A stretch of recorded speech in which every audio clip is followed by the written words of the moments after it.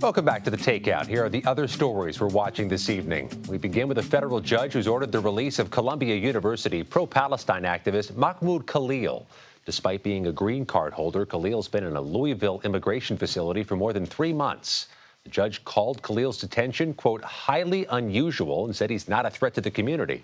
The Trump administration's been trying to deport Khalil for leading student protests, calling his actions a threat to U.S. foreign policy.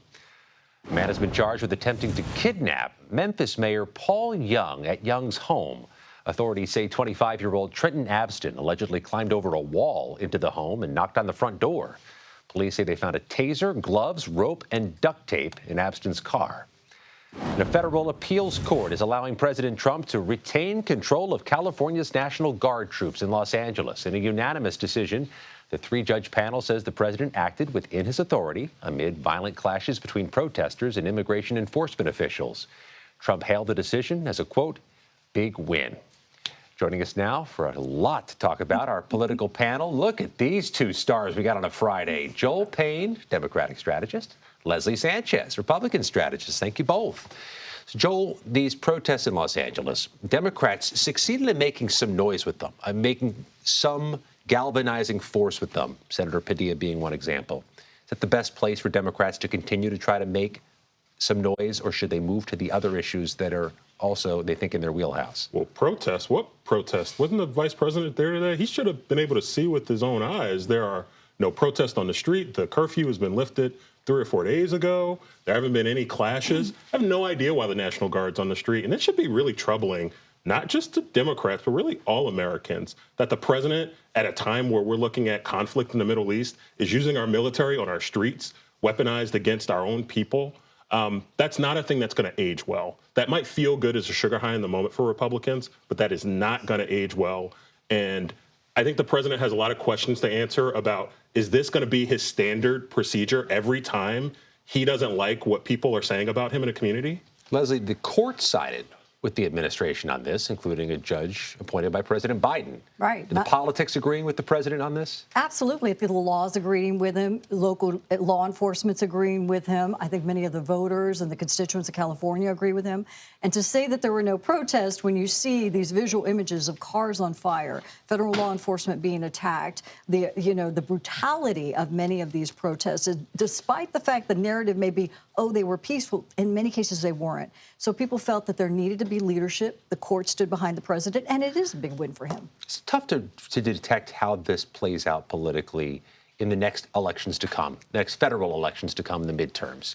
And Democrats took a hit in 2024 on border issues, but some Democratic House members figured out a way to avoid taking a hit on border issues. What would you advise one of those frontline Democratic candidates to say moving into next year? This isn't really a border issue. This is an issue of, do you want to live in a police state or not? Like, does Donald Trump think that he has the authority to go into every community around the country when he doesn't like speech? He can disappear people off the street. He can send his secret police after people, and he can go and put National Guard on the streets.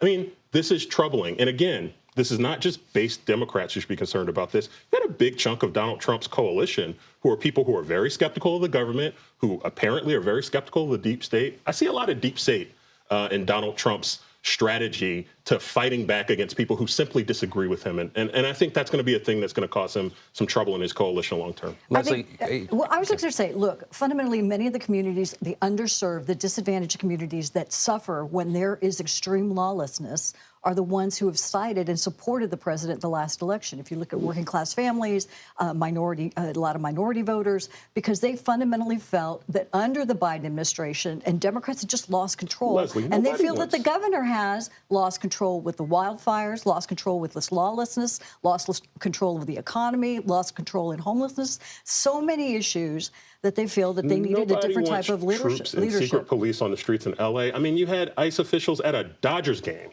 What are they doing? What's going on? Watching a great game. But, I mean, feels like tongue-in-cheek. One way or the other, we're going to be seeing this in ads next year, perhaps by both sides in some of these frontline races. I want to pivot for a moment to what the president posted on Truth Social yesterday. You both saw this. He wrote in part, quote, "Too many non-working holidays in America. It's costing our country billions of dollars to keep all these businesses closed. It must change if we're going to make America great again. That is clearly a reference to Juneteenth. And the president once gloated that he made Juneteenth very famous. Let me start with you, Leslie. What would you advise Republicans to say about that? Well, I don't say it clearly about Juneteenth. Well, you know, that's certainly the time. But I went back and looked at this. Since 1870, Congress has proposed numerous holidays, federal holidays, and originally they were only for federal workers in the District of Columbia to be paid. And now you have this robust, very bright, vibrant, large bureaucracy. And I think it's a very fair point that the president's questioning kind of all of these. He just happened to tweet that out or truth that out on Juneteenth. It just happened. I can't say one way or the other if that what he was thinking. I cannot say what he was thinking. I'm sure it's just a coincidence. It's a fair point. People have been talking about this. I'm sure it's a coincidence, just like it's a coincidence that the DOD took Jackie Robinson and changed the names back of bases that used to be named after Confederates. I'm sure it's all just a coincidence. And I do think, look, I'm raising this because I think it's like, what war is Donald Trump trying to fight here? Well, who's asking for this? I want to pick up on that and bring this to you. At a different moment in time, some of that would be political kryptonite, what you just described. What we're talking about is, I'm sorry, is this something that moves the meter right now at this political moment? Somebody who, a social media post people view in some circles as offensive. I think there's some people that have every right to feel offended by that if they feel that the president, if they already had a prejudice on the president in terms of what his viewpoints are. I think if other people, certainly conservatives, have looked at this and said it's kind of a mixed bag. Many of them feel that there are too many federal holidays. So I don't think we can paint with a broad brush on a very serious issue if you're going to talk about a broader context besides talking about paid federal days. My friend Leslie has let me be hard on her today. And I guess I want to raise the bigger point here.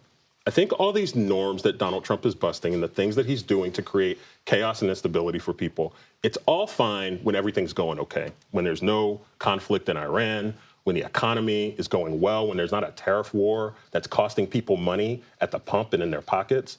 When those things happen, that destabilizes things for the American people. And I do think there will be a political price to pay for all of the other things, the sublime, the stuff that doesn't necessarily fit neatly into a political discussion. Those things Donald Trump will pay for politically when everything else is unstable in his America. And I think we're going to start to see that as his presidency continues to unravel. I've got to leave it there. We're out of time. But Leslie Sanchez, Joel Payne, time flies when you're both with us. Thank you very much. Thank you.